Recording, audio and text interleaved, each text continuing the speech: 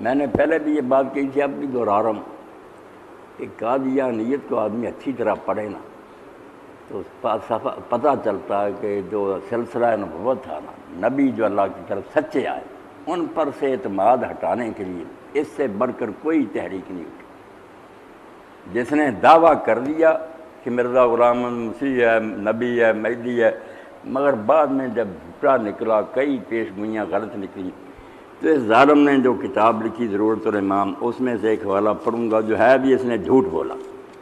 دیکھتا ہے جو شخص شیطانی الہام کا منکر ہے وہ انبیاء علیہ السلام کی تمام تعلیموں کا انکاری ہے اور نبوت کے تمام سلسلہ کا منکر ہے۔ کہتا جو یہ نہیں مانتا نا، جو میں کہہ رہا ہوں کہ نبیوں کو بھی شیطانی الہام ہوتے ہیں، وہ بھی مغالطہ کھا جاتے ہیں کہ اللہ کی طرف سے، اس لیے کیا تم چیختے ہو کہ میری باتیں غلط لکھی، شیطانی الہام نبیوں کو ہوتے ہیں۔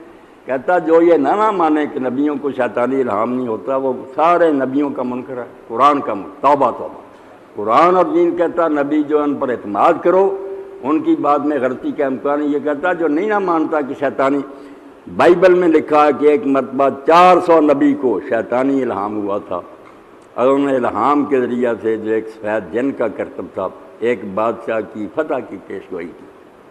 بادشاہ ساتھ دشمنوں سے جنگ کا موقع تھا، اس نے پوچھا کہ میں جیتوں گا یا ہاروں گا، تو کہتا 400 نبی جو تھا نا، اس کو ایک سفید جن وہ فرشتہ بن کر دھوکہ دے گیا کہ یہ بادشاہ جیتے گا۔ اس 400 نبی نے اسے کہہ دیا تم جنگ لڑو، جیتو۔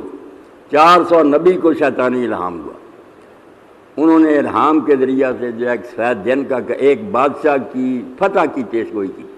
آخر وہ بادشاہ بڑی ذلت سے اسی لڑائی میں مارا گیا اور بڑی شکست سے اکٹھا 400 نبی جھوٹا نکلا۔ شیطان انہیں بیوقوف بنا گیا۔ اندازہ کریں وہی بائبل جس کو ہر وقت کہتا رہا اس میں تبدیلیاں ہوئی ہیں، اس پر کیا اعتماد کریں، یہ تو جھوٹ کا پرندہ۔ اب اس سے مدد لی کہ 400 نبی کو شیطان جو نا اس نے فریب دے دیا تھا، اور وہ سمجھے کہ فرشتہ کہہ گیا، انہوں نے یہ پیش گوئی کر دی اور جھوٹی۔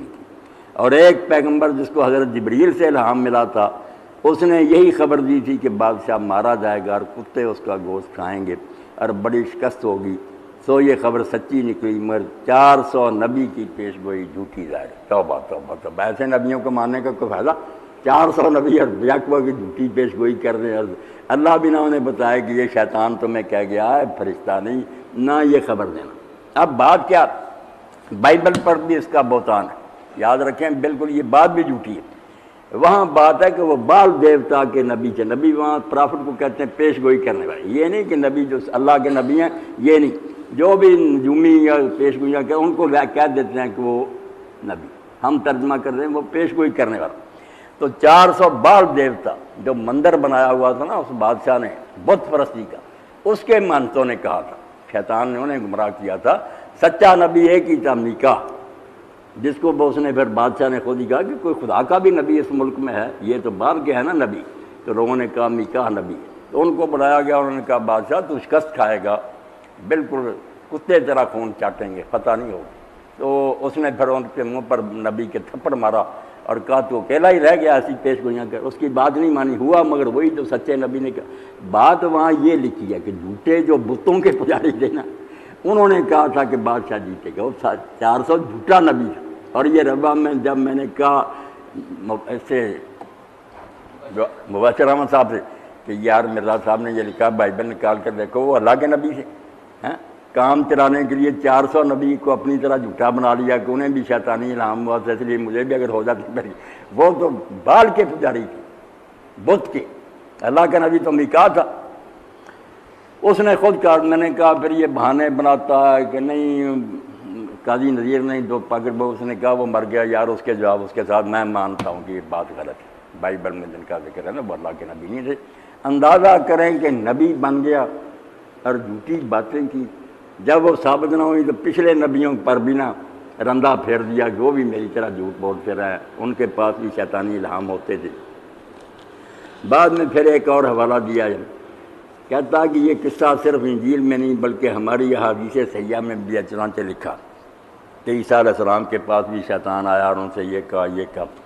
اب اس کا لکھتا احادیث صحیحہ، سند بھی پوری دی ہے، جو کوئی عبارت عربی، میں اس میں سے نمونے کے طور پر کوئی علم نہیں تھا اس کو، عربی بھی نہیں اس نے سیکھی تھی بالکل نور الدین، اور اگر محمد حسن امروئی نہ مل جاتے تو کوئی پلے نہیں تھا۔ عبارت بھی اب جو چھاپتے ہیں نا روحانی خزائن، کیونکہ مذکر مؤنث غلط ہے، سیغے غلط ہیں، اردو بھی ٹھیک نہیں، وہ حاشیے میں درست کرتے ہیں، پھر اصل عبارت نہیں بدلتے، حاشیے میں بدل دیتے ہیں کہ ہونا یہ چاہیے تھا۔ اور مراق کا بیمار، تو اس میں راوی آیا محمد بن مناظر۔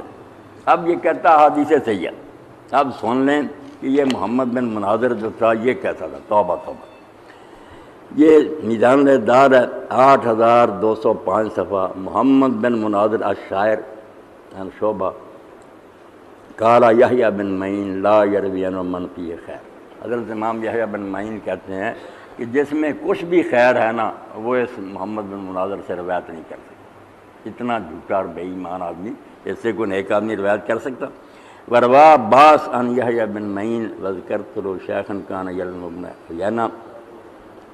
تو راوی کہتا ہے کہ میں نے یحییٰ بن معین سے کہا کہ ایک بزرگ تھا جو حضرت سفیان بن عیینہ کے پاس بیٹھا کرتا تھا، یقال له ابن مناظر، اس کو لوگ محمد بن مناظر کہتے تھے۔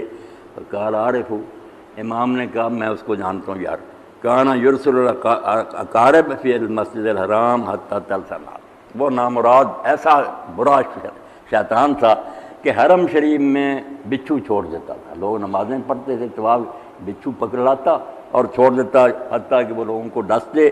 وکان یصب المزاز باللیل فی اماکن الوضوء، وضو کی جو ٹینکیاں تھیں نا ان میں رات کو پانی جن میں بھرا ہوتا تھا وضو کے لیے، ان میں سیاہی ڈال دیتا، صبح بیچارے لوگ وضو کر دیتے، ان کے چہرے سیاہ ہو جاتے حتیٰ یصل۔